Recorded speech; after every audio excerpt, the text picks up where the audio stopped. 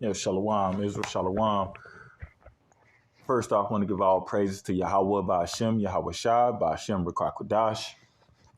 Just wanted to show y'all this quick little video. One of the elders sent it to me who was chopping it up about it, and just kind of reminded us of Psalm 64. I believe it's Psalm 64, where the heathen in their own tongue shall fall upon themselves. Well, one of the brothers had called into this show, right? And I'm gonna play some of it for y'all. I might stop it in between or whatever, just for context or whatever. But I mean, the brother, he already got his foot on their necks, and you know, hopefully, some of our people, if they hear a heathen say that only salvation is for Israel, right? Then maybe they'll listen. Okay.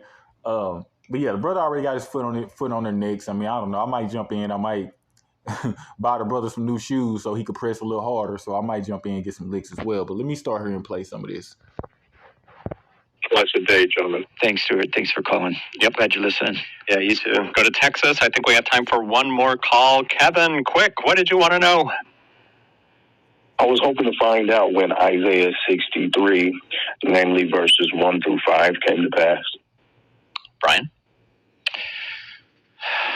What's the passage? Isaiah 63. Right. Who is this who comes from Edom with dyed garments from Bozrah? Yeah, this is a picture of the return of Jesus in judgment. And he's the one that's being spoken of here. Why is your apparel red, your garments like one who treads the winepress? I have trodden the winepress alone, and from the peoples no one was with me. Then it goes down, I have stained all my robes, for the day of vengeance is in my heart, and the year of my redeemed has come. So this is the Lord coming to save Israel and to set up his kingdom on the earth. So this has not happened yet. No, this is Revelation 19. All right. So you heard him say, matter of fact, let's just get it, because, you know, according to the scriptures, they ain't supposed to go over the scriptures anyway. So let's just get it real quick. All right. Well, he was in Isaiah, was 63. Let's go ahead and get that. Right. So he said this has not happened yet. Right. He said when Yahweh Shai comes back, right, that vengeance is upon Edom. OK. And he said he's coming to save Israel. He didn't say he's coming to save Israel and those of Edom who believe. No, he's coming to save Israel out of the hands of Edom. Right. And this is worldwide. Right. See, let's get verse 1, Isaiah 63, verse 1. Who is this that's coming from Edom with dyed garments from Bozrah? Right. So Bozrah is like a main state, city, capital, whatever, if you will, of Edom. So that would be, I don't know, United States for today, Washington, D.C., America, right? This is their capital place of Edom right now. It's America. Now, we know Edom all over, but for the most part, it's America. This is their capital place, all right? That is glorious in his apparel, traveling in the greatness of his strength. I that speak in righteousness, mighty to save, all right? And I'm going to paraphrase and, just go down a little bit. I'll read it through. Verse 2. Wherefore art thou in red in thine apparel, and thine garments like him that treadeth in the wine fat? I have trodden the winepress alone, and of the people there was none with me. For I will tread them in mine anger, and trample them in my fury. So Yahweh Shai Christ, he's not coming back and lifting everyone up in the sky and handing out Skittles and strawberries and powdered donuts. This is not happening, right? He's clear about what he's going to do and who he's going to do it to. And it nowhere does it say, except for those of us who believe. No, it says nothing about those of them of Edom who believe. So we have to get out our personal feelings, right? I run into that all the time, whether if we, outside, YouTube, Instagram, in the street, text messages, all the time. People think just because their coworker's cool, their husband is cool, their wife is cool, their best friend is cool. It does not matter. It don't matter what we say or what we think. All right, I'm going to keep going. In the middle of verse 3. and their blood shall be sprinkled upon my garments, and I will stain all my raiment, right? It says their blood. The way that there is spelled, that's possessive, all right? Verse 4, for the day of vengeance is in mine heart, and the year of my redeemed is come. Don't Yahweh Shah say he will repay? Vengeance is his. This is where he's quoting from, okay? We cannot use a precept. Precept just means command. We cannot use a precept without using the law or the prophets, like Christ said, right? To the law and to the testimony. So we cannot use a precept without using the prophets or the law. Isaiah, this is a prophet. So what the brother is doing is in perfect order. The question that he asked Isaiah chapter 63. Cool. He's using the precept, so he's using one of the prophets, right? Let's go back to it. Does that help you, Kevin? I kind of thought so. It looks similar to Revelation 14, verse 18, after the chosen ones are gathered up. Yeah. And look at 19, where heaven opens and, he on a white horse comes out from heaven. He has a garment. He's clothed in a garment dipped in blood. And on his thigh is written, King of Kings and Lord of Lords. Okay. Doesn't Numbers 24 touch on this as well? Numbers 24. That doesn't strike a familiar note to me. I wouldn't think it would be in Numbers. But if that's the passage that there is something with Balaam, it's prophecy. That he will batter the brow of Moab and something with Edom. Yeah, okay. I think you're right. Kevin, thanks for your phone call today on Pastor's Perspective. That is all the time. Okay, so he says something with Edom. Let's get this in Isaiah, right? So we can understand what the brother did was in perfect order, right? Through the spirit of Yahweh Ba'ashem Yahweh Shah. All right, Isaiah 28:10. For precept must be upon precept. Must, meaning you don't have a choice. It must be. You must use the law or the prophets when you're doing a precept, right? Precept must be upon precept, precept upon precept, line upon line, line upon line, meaning in perfect order and in context. Context, right? Here a little and there. Isaiah 63. Then he went to the New Testament. He mentioned Revelations 14, and the heathen mentioned Revelation 18 and 19. Neither one of them was wrong. They're both of it. It's the same thing. And then the brother did what? What it says he must do. He must also use the law. So he said, isn't that the same as Numbers, right? So and you see the heathen say, no, I don't think so. And then he had to think about it. And then his own tongue fell upon himself, right?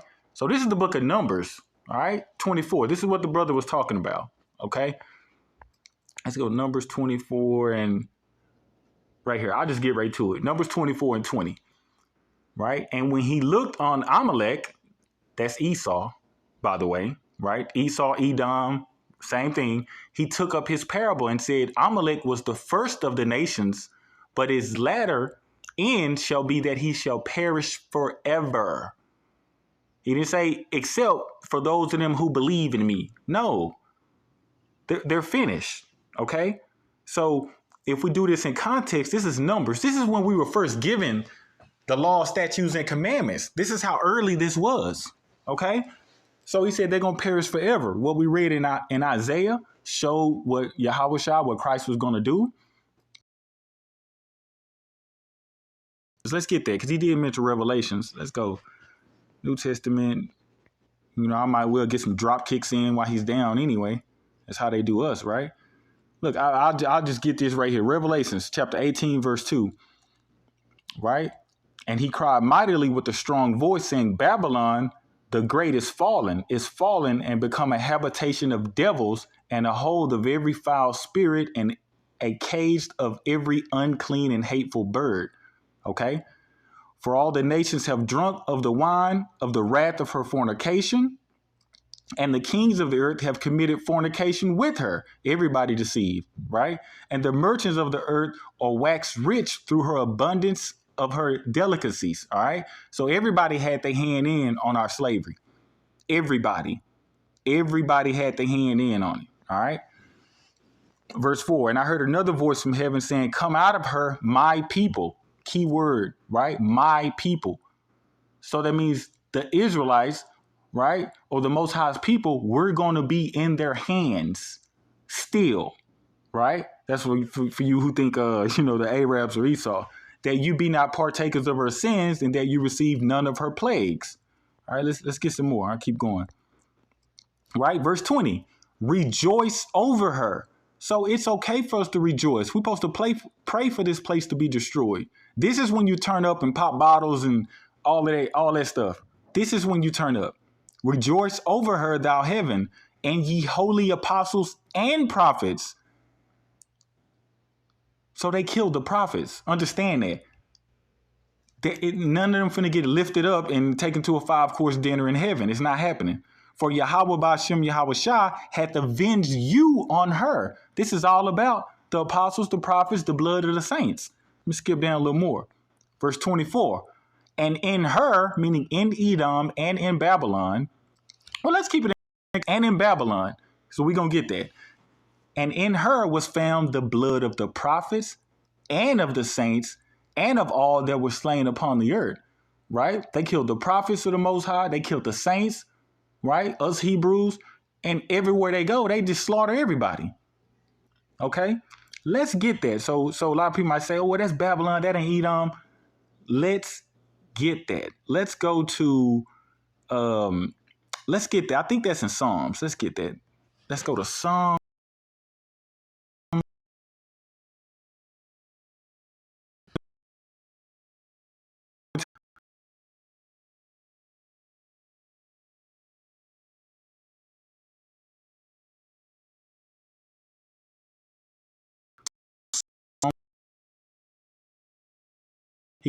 All right, Psalms chapter 137, verse 7. Remember, O Yahweh, the children of Edom. So he's talking about Edom specifically. So he's saying, remember the children of Edom in the day of Jerusalem, who said, raise it, even to the foundation thereof. That means destroy it, burn it up. They was cheering. How they win a hockey NHL championship, or they win a Super Bowl and they start burning down the city, flipping over cars, and they don't get arrested. That's what they were doing when we were trotting down in Jerusalem. They was throwing up a party. They was burning up everything. But y'all want to say, oh, why are they looting? Man, they looted us. And anyway, let's keep going. Verse 8. O daughter of Babylon. That means this ain't happened yet. Daughter of Babylon. That place is Edom, in rulership and in control of Babylon. That's how you know we're here. That's how, O daughter of Babylon, who art to be destroyed. They ain't destroyed yet. This ain't the first Babylon. This is where we are right now, present day. Happy shall he be that rewarded thee as thou hast served us. They go the same thing they did to our ancestors. Cutting open a pregnant woman's stomach, slicing it down the middle, children falling out. Same thing gonna happen to them. Verse 9. Happy shall he be that taketh and dasheth thy little ones against the stones. You can watch Game of Thrones and all these other kingdom movies, and they show them tossing off babies off the top of the wall, right? Open the gates, and they tossing off babies. The angels are gonna play kickball or curveball with their babies. They not finna be, well, I believe in the Lord and raptured up. No. They're going to serve a gruesome 1,000 years worth of captivity. And after that, they're going to be wiped off the face of the earth. All right. So matter of fact, let's get let's get a little more. Let's get Ezekiel. Yeah, let's get that. Let's prove that, because since I went to the law, let me go to the prophets. Let's get Ezekiel 25, because this proves that none of this has happened yet. Right. And also, like scripture say, the Israelites are going to help lay the blow to Edom. So the same thing that they did to us, like we just read in Revelations, we're going to do to them. Let's get that. Ezekiel 25. Right here. Here we go. Ezekiel chapter 25 and 12. Thus said Yahweh our power, because that Edom had dealt against the house of Judah by taking vengeance and had greatly offended and revenged himself upon them, thus said Yahweh our power, I will also stretch out my hand upon Edom. This ain't happened yet. Let's keep reading for proof. And will cut off man and beast from it. Everybody. They ain't your cool co-worker, your husband, your wife. Isaiah chapter 13. They ain't finna, no one gets a pass. Daniel didn't get a pass. Ezekiel didn't get a pass. They spent their whole life in captivity, damn near, and they didn't do nothing wrong. They wasn't lifted up and whisked into the sky. No. He will cut off man and beast from it, and I will make it desolate from Teman, and they of Dedan shall fall by sword. Verse 14, this is the punchline. And I will lay vengeance upon Edom by the hand of my people Israel. You gonna have a hand in on it. So whether we believe it, like it, the way we feel, none of that matters. Why you think we all out buying Jordans and doing all this, and all these heathens are out buying up all the guns and the ammo? Race wars are in the Bible. We're not teaching it. We're warning you, Jacob's trouble. It's coming. It's written. Thus saith the Lord. It's going to happen. Let's read that again. Verse 14. I will lay vengeance upon Edom by the hand of my people Israel. You going to have a hand in it whether you like it or not. And they, Israel, shall do in Edom according to my anger and according to my fury. The same anger and fury we just read in Isaiah chapter 63. And they shall know my vengeance, said Yahweh our power. So when this pop off and all this stuff start happening, they gonna know why. So they know, well, my grandfather, I didn't do anything. I didn't have a hand in it in slavery. No. Like the scriptures say, like Yahweh shall say, like Christ say, he gonna bring remembrance all things. They gonna know why it's happening to them. So it's gonna be what they call a righteous judgment. This is what y'all march up and down the street for all day and Black Lives Matter and all that. You have no idea how this judgment is coming. Okay? And since I mentioned Isaiah 13 real quick before I wrap it up, let's go ahead and get that. Isaiah 13. I know it's a lot more meat on the bone I could definitely go to, especially the book of Obadiah. Read the book of Obadiah, then there you go, right there. Let's go to Isaiah. Yeah, we'll get that. Let's go to Isaiah chapter 13. I'll start at verse 13. Let's just get there. No, we'll start at 11. Let's go ahead and get it all. And I will punish the world for their evil and the wicked for their iniquity. And I will cause the arrogancy of the proud to cease, Babylon, and will lay low the haughtiness of the terrible. I will make a man more precious than fine gold, even a man of the golden wedge of the Ophir, right? So this is Jacob's trouble. Y'all think we just be saying you need to be under a man, you need to be this? Yeah, a righteous man, of course. But that's your hedge. It's your head, but that's also your hedge, ladies.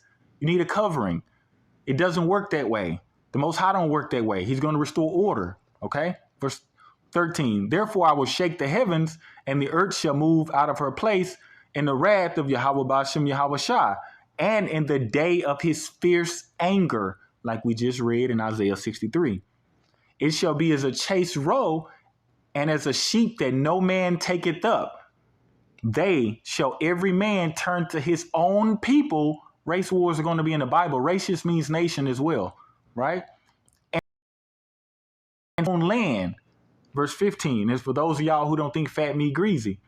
Everyone that is found shall be thrust through. Just like them brothers who came back to the camp, right? And they had all the Moses, and the Most High told Moses them, hey, you go slaughter them. We cut their heads off and put them on the stake outside the gates of the city. This is why some of the sisters give you that look if you walk into, the cookout and you got a whole heathen on your arm. They look like, what? What is he doing? This is for everybody who don't think it's true. The Most High don't care about how we feel, right? True. Them angels, the elect, etc., they're going to thrust you through. And everyone that is joined unto them shall fall by the sword. That's physically and spiritually. You doing Christmas, Easter, Halloween, Mother's Day, Father's Day, birthday, all of that. You joined unto them. That's why we read in Revelations, it says, my people flee, so you suffer not none of her plagues. Right? And this is marriage too. Verse 16. For their eyes, their houses shall be spoiled and their wives ravished. You think that sound bad? What happened to your grandparents and your great-grandparents? What happened to them? They did buck breaking on the men, and what they do to the women. All right? The Most High said it's going to be way worse than that. They're going to serve 1,000 years of the most brutal slavery that's ever existed in mankind.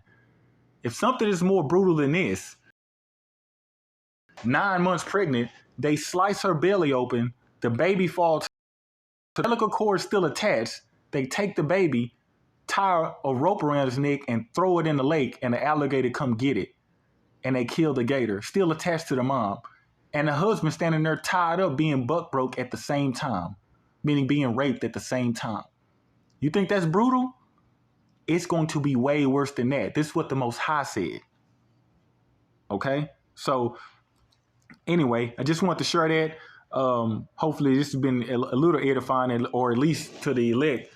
So with that, Shalom Israel. All praise to Yahweh, Ba'ashem, Yahweh Shai, Ba'ashem, L'Kwak Kodash. Shalom.